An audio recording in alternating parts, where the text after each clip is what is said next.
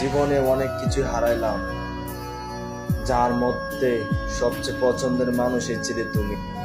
যদি গল্পটা ছিল অল্প, তবুও মনে রাখবো মৃত্যুর আগ পর্যন্ত।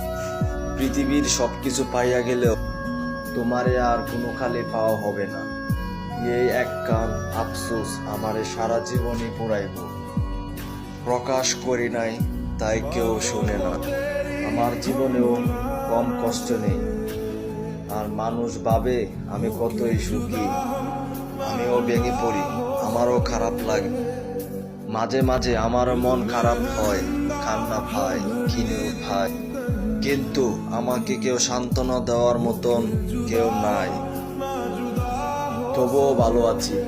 ওহে মায়াবতী, ভালোবাসা কি নির্দিষ্ট।